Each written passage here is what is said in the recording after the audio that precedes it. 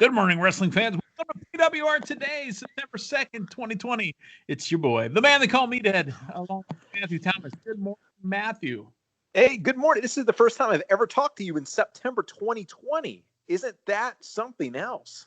Well, I mean, according to the records, yes, it's the first time we've ever spoken to each other in the month of September during 2020. But, there's other things too. Hey, let's talk sponsors real quick. We've been talking sponsors, at the back end of the show. I like to talk about them in the front end of the show.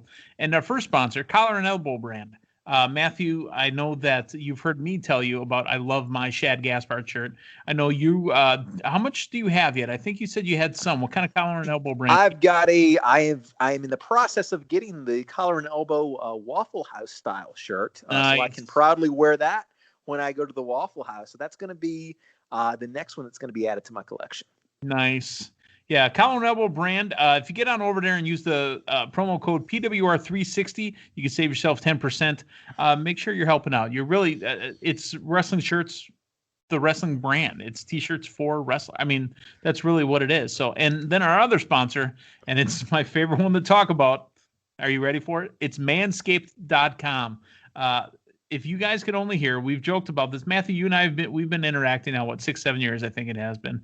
And the pre-show and post-show stuff is always better than a lot of times the actual show stuff that goes on the air and on the tape, because literally Matthew and I, we talk about ball throw, and we talk, but now we're bringing it to you. Manscaped.com. These guys can help you with all that unwanted hair. I mean, literally, if you're holding like a 5-pound chihuahua down there, and you really want to get down to like a Siamese cat, let's talk to manscaped.com. Using the promo code PWR, you could save yourself 20% on anything that they have there. Plus, they got free shipping as well. And I know that one of their big products, the Lawnmower 3.0, is out there too. And you can get a toiletry bag. I mean, they're handing out boxers as well. So, and not the dogs, because we were just talking about cats there.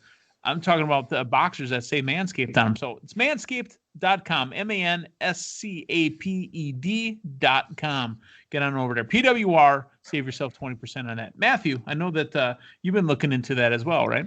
Well, and here's the good thing too is, you'll get business taken care of and not injure yourself in the process. You and I've never necessarily discussed injuries and damage and whatnot, but I mean, you can botch there's in the history of manscaping, there's been many botched attempts, and you don't want to get color down there. No. I mean, we're not trying to be sitting in marinara sauce, you know what I mean?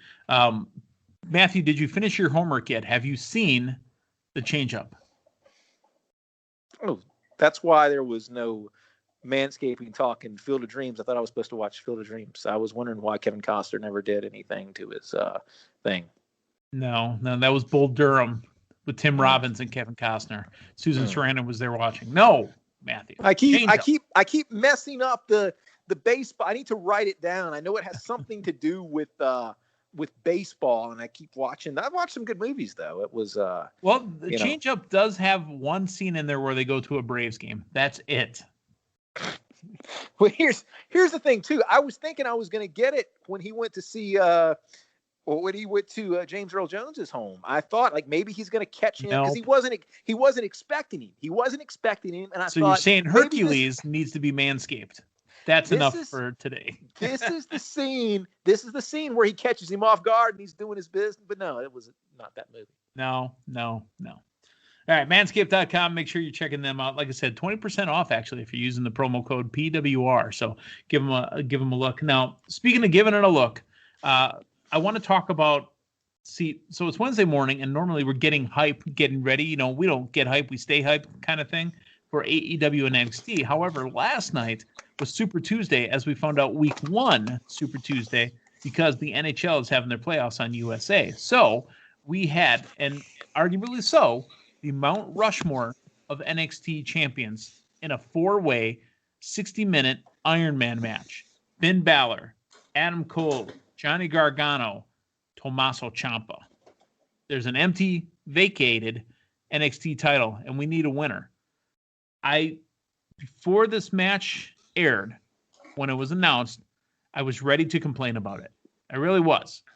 And after seeing what we saw, seeing how hard the competitors worked, and the unique finish, I don't have anything to complain about. I loved it. I absolutely loved it. Matthew, your thoughts, because we're going to talk about this first, and then we'll talk about the rest of NXT. Your thoughts on Balor and Cole scoring 2 pinfalls in the last, 15 seconds to both tie at 2, therefore moving to Super Tuesday 2 next week for a chance at the NXT title.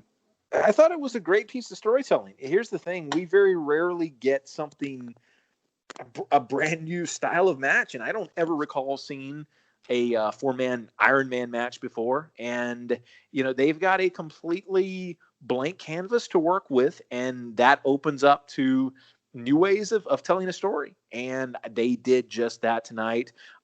Thoroughly impressed with what I saw. Thoroughly enjoyed the match, and it's exciting at this stage in pro wrestling viewership for me, and I'm sure for you as well, where you see something new and you realize that there are different possibilities out there in which to tell a story. The only thing I don't like about the match, and I know I said I had nothing to complain about, and I'm not complaining, I'd say I don't like it, and this is WWE style for a while.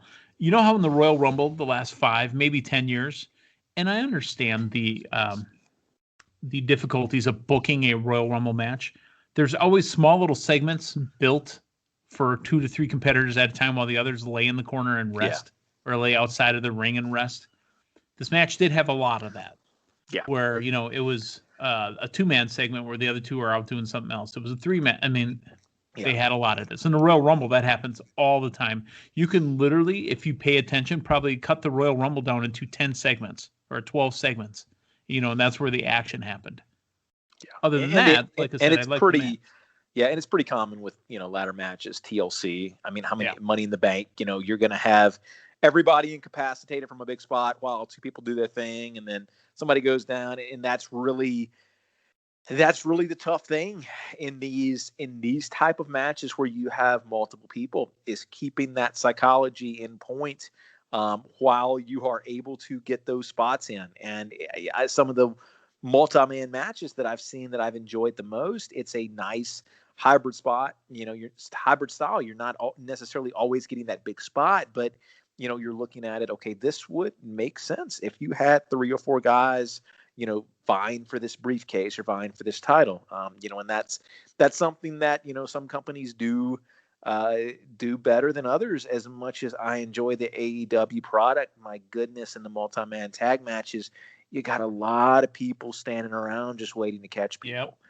And you really, when you get that, you go into the suspension of disbelief, man. You really gotta put it out there, because it's like, all right, why doesn't somebody just move? Why don't you just get out of the way?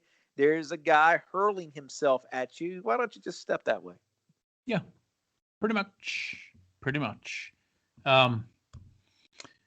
Again, I didn't want to complain because I really thought that it was amazing. But let's talk about the rest of NXT from Super Tuesday on the first day of Level 9 of Jumanji. Again, I don't care. That joke's funny to me, so I'm going to keep saying it.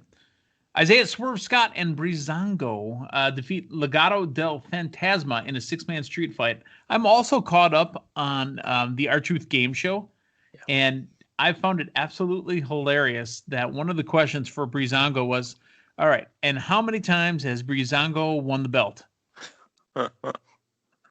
Which aired before they won the belt. So, but then they ended up winning the belt. So I thought it was pretty funny. I thought those guys were entertaining. I damn near lost it, kind of sidetracking here. I damn near lost it when Tyler Breeze kept running back and forth and the dogs were chasing him. So he keeps going back and forth and all he has is dogs chasing him left to right. Truth have lost it too. Yeah, it's a good thing it was dogs and not cats, because Truth's terrified of cats, apparently. Truth is terrified. And, dude, he literally, the jokes stop. Oh, you got them cats, huh? Oh. Yeah, it's kind of funny. But anyways, Isaiah Swerve Scott and Breezango defeat Legado del Fantasma in a 6-man street fight. Is the shine off of Legado del Fantasma? Possibly. They interest me, but they're not really doing much to just grabbed me these last few weeks. It's they're there, but I think there's a little bit of excitement that we've lost with them. Candice LeRae defeats Casey Cantasaro with Cayden Carter. Candice LeRae actually invited Tegan Knox to dinner. What kind of dinner are these girls going to? Because we've had this kind of segment before in wrestling where, a male asks a female out, let's go to dinner. We've had dinner for three, on the WWE network. Where are Candice LeRae and Tegan Knox going to dinner? They're going to that restaurant where they do table for three. Yeah, they're going back there, and they seem to have a pretty wide, menu. And I would really love to see this just be completely boring, non-eventful, and just two people enjoying a nice. How many dinner. Courses do you think they're eating? You do appetizer, your entree, and then dessert, I think. And no salad. And that would be the segments. You divide it up into 3 segments, and second segment, that's the cliffhanger. Or maybe you just do 2 next week, and you leave that as the cliffhanger if they're going to get dessert, and you have to tune in next week. That's how they close the show. Yeah, because that's what Super Tuesday 2 is all about, is to see if they got dessert. Timothy Thatcher defeats Bronson Reed. Big boy Bronson Reed, I thought he was going to be something that was, getting pushed harder and harder, and Timothy Thatcher just walked up and took a victory off of him.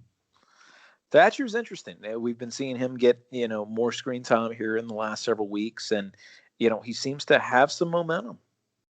Now, there was interference by Austin Theory, the Auszilla, as he's called, or as his move is called. But Austin Theory, I thought he was still hanging out with Seth Rollins. When did he come back to NXT? I mean, I know he's been back a couple weeks now, but yeah. I thought he was a disciple. He was for a little while, but he's free to roam. So I guess he's roamed away from Raw. Anywhere I roam. And then again, the main event, the thing with a 60-man minute Iron Man match with 4 competitors is it's a 2-hour show, so you're only going to get a few matches. Was Adam Cole, Finn Balor against Tommaso Ciampa, or all of them, and Tommaso Ciampa and Johnny Gargano, and I'm excited to looking forward to Finn Balor and Adam Cole, baby. Now, I want to talk a little bit about. There's a bunch of articles that actually came up. A bunch of publications had interviews with Finn Balor today, actually, and yesterday, and the day before. Are they telling us that it's time for Finn Balor to get back on the horse and be the champion again? It's very possible. Finn Balor's NXT run has been interesting, watching the way that they've been using him or lack thereof. And, Balor is really one of the first top level main roster talents that has made the trek. Yeah. To NXT. I mean, man, I'm trying to think. I mean, you had Charlotte kind of flirting with it for a little while. Breezango went back down. Yeah. But we've got in Finn Balor, we've got the very first Universal Champion. So it's not just somebody that was up on the roster. It is a former major title holder. Yeah. So it's been a very interesting. It wasn't just the Charlotte Flair run. I mean, he's been there for a while, and he's kind of staked his heels in NXT. So it's going to be very interesting to see if they go for another full-fledged title run. With Charlotte, we got it because it was kind of a novelty. It was her winning. We had Bayley and Sasha just hitting all the brands. Yeah. But this is something different. So it will really kind of give some leeway as far as what. Actually, Gargano and Ciampa technically were on SmackDown for a hot second too. Yeah, but that was really quick. So Balor is just an interesting story, altogether, because they were ready to hit the gas on him. I mean, he was the first Universal Champion, and that thing was built for him too. Yeah.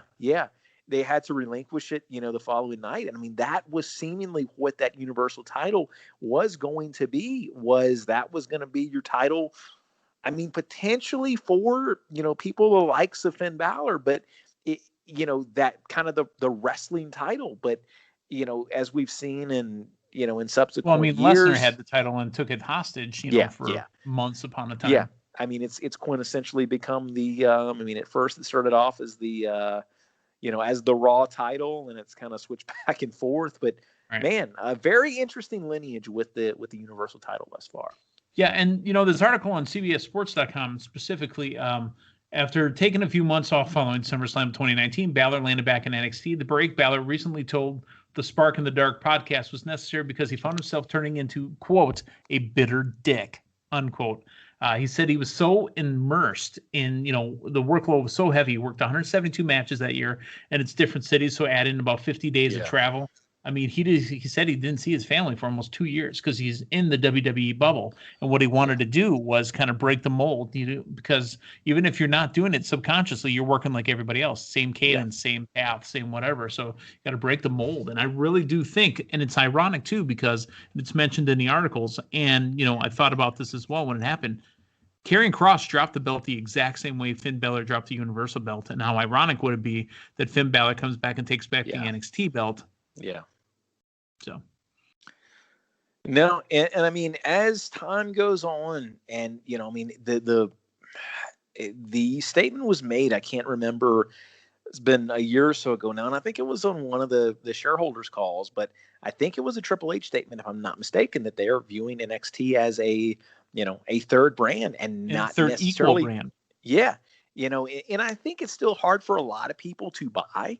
But man, I mean, especially during the quarantine, and especially, with them being live on USA, I mean, as far as WWE programming, NXT has, to me, not only been the most consistent. I mean, you could make the case they've been there for a long time with the in-ring action, but as far as the presentation value, I think that the production that, they've done on NXT during this era has been much better than what we had seen, prior to them going into the Amway Arena on Raw and SmackDown. Not as many crowd shots.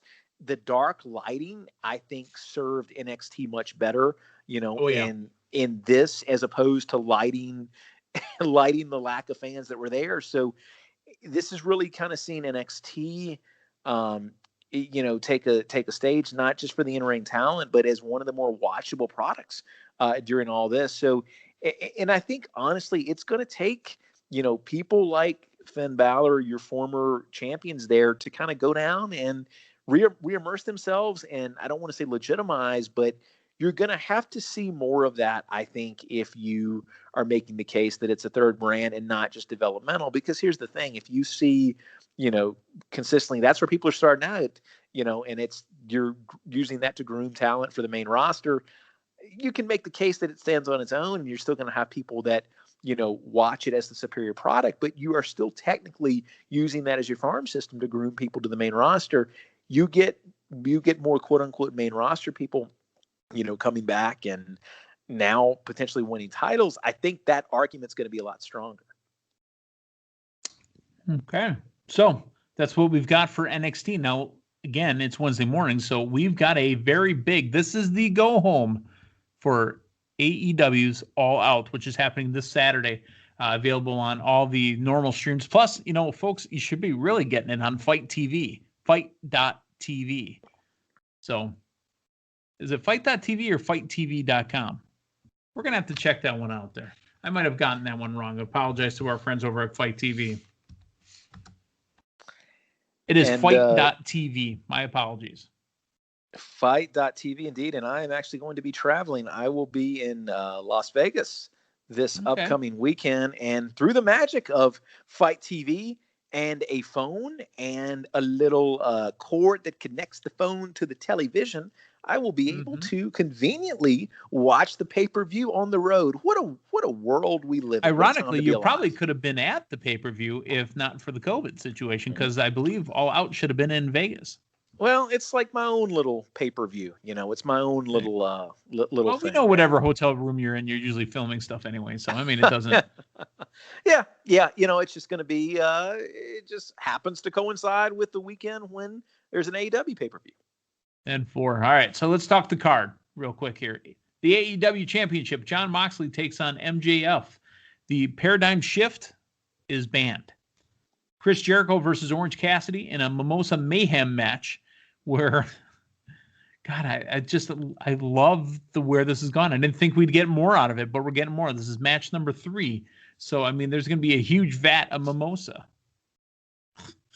AEW Tag Team Championship match. Kenny Omega and Adam Page, Kenny Omega and Adam Page not really seen eye to eye, and Adam Page deleted from the, no pun intended, from the Elites, taking on FTR. AEW's Women's Championship. Shida will take on Thunder Rosa. Thunder Rosa is the current NWA Women's Champion. A 21-man casino battle royal for an AEW championship opportunity is going to happen. We know of a few competitors that are there already, such as Darby Allin, Brian Cage. I believe the Murder Hawk monster Lance Archer is going to be in it as well. The Dark Order will take on Matt Cardona, Scorpio Sky, and the Natural Nightmares. So I didn't see any SCU, just Scorpio Sky. That's ironic. Matt Hardy and Sammy Guevara in a Broken Rules match, and I assume that it's Matt Hardy rules, basically, but it's Broken Rules. And the winning teams of Private Party and SoCal Uncensored versus Jurassic Express and the Young Bucks on the September 2nd episode of Dynamite. So there must be a tournament of some sort. And today is September 2nd, and tonight we've got Dynamite. So it looks like Private Party and SoCal Uncensored, SCU, taking on Jurassic Express and the Young Bucks. So somebody's going to make it back up into that tag team action there as well. I really am looking forward to this Saturday, Fight.tv, and ordering the AEW All Out card. Matthew, tonight, again, the go home. It looks like Jon Moxley also is going to be wrestling MJF's lawyer as well. And all the moves are legal. Yes. I'm really looking forward to that. I quite enjoyed the lawyer last week, as a matter of fact. Dude, the lawyer needs to take a pill or something just to slow down. The whole MJF campaign has been fantastic. So I guess my question to you is, do they pull the trigger on Saturday? Do they go ahead with MJF, or is it too early? I'm going to go back to Matthew Thomas' words, and I'm going to use Matthew Thomas logic to explain this. I'm on AEW's website. Currently, September 2nd is booked for Jacksonville. All Out, booked for Jacksonville. They say the October 7th show is booked for St. Louis, Missouri. The October 28th show still booked for Milwaukee. If they go out on a road and have some sort of fans there, it's MJF. If they stay in Jacksonville at Daly's place, it's Moxley. You see what I did there? Yeah, I see exactly what you did. That's it. That's inverted. That's inverted Matthew Thomas logic, though. Wow. So that's news to me. They've still got the dates. It says, and again, obviously, Milwaukee, Algonquin for the good land. It says they're still lined up. Yeah, and that's the rescheduled date. Yeah. I mean, here's the thing. AEW is, I mean, they're new to the table with having fans. They put fans there last week, so I mean, they are not afraid to be able to try to be the first. But man, if they went ahead with that, I mean, that's one of the first gatherings of any substance during this whole thing, right? Right. Touring companies. I mean, because look what Metallica did last weekend. They did the live drive-in, and they showed their concert, but it was live at drive-in. Now, granted, folks, they may just not have updated a website, right? I mean, it's possible. But a boy can only dream that AEW comes to my town. Well, my old town, but I mean, it's only, 90 minutes away. But at Panther Arena, 6:00 on Wednesday, October 28th. So, I mean, if they do the 10%, they said if people behave, they'll do the 15%. But, if they can sell pods, that's something to do. I mean, something to look forward. I would love to see that happen where they hit the road, because those 10% will be hot. The only thing I can think of is, I mean, I imagine that the rescheduled dates that, the official statement was the tickets would be honored. Man, that's going to be really hard trying to figure out who gets in, who doesn't, with that setup. Yeah, I don't know. I mean, and if it's not, could you imagine, say, they're honored for a future show, but it's a new on sale. Could you imagine the resale market on that stuff? Well, that's the thing that Tony Khan had said, is he's not going to be having people, reselling pods. They will cancel orders on that. Yeah. So he wants to make it legitimate AEW fans. And the pods are meant to be, they're 2, 4, 6, and 8 person pods, I think. They're meant to be, those other 2, 4, or 6 people that are in that pod with you. So you're not mingling with people that you've never met before. Well, that takes all the fun out of it. I tell you, Matthew Thomas got to see the second and last show of AEW hit Denver, Colorado. John Denver sang a song about it. And then you never know. The man they call Meathead might see the second show back. Oh, wouldn't that be? Oh, that would be very fitting, wouldn't it? It would be very fitting.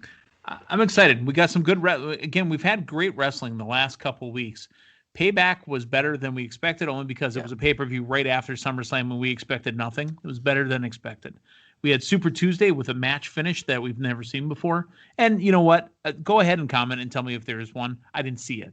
So it's new to me. Just like a rerun on NBC in July. If I didn't see it, it was new to me. Well, and here's the thing, I want to say real quick about Payback. I mean, I think it's very possible when this decade closes, we might look back on Payback as one of the most important pay-per-views of the decade. You look at the business that got done on Sunday night. You've got Keith Lee beating Randy Orton clean in the middle of the ring. That Randy's second pay-per-view loss in a row. That was as decisive of a victory for anyone as you're going to see. You've got, I believe it was Matt Riddle's first pay-per-view win on the main roster. Well. Yep. And you've got something that people have been clamoring for a long time, and I think done fantastically, was you've got quintessentially, by all accounts, a heel Roman Reigns flanked by one Paul Heyman. I mean, you look at the importance of just on paper what got done on Sunday. And the crazy thing is this happened a week after one of your big four. And I think a lot of times with me personally, I am overly impressed with a lot of these smaller pay-per-views because your expectations generally are not as high as a SummerSlam, WrestleMania, Royal Rumble, Survivor Series. But my goodness, this was not just insignificant stuff here. This was very, very important stuff that happened 1 week removed from SummerSlam. Yeah.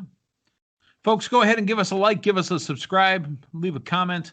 Let us know what you think about Matthew Thomas talking about ball throw. I mean, whatever you got to do. Hit us up on the YouTubes, the Facebooks, the Stitchers, the Twitch, the Spotifys, Apple Podcasts, wherever you're checking us out.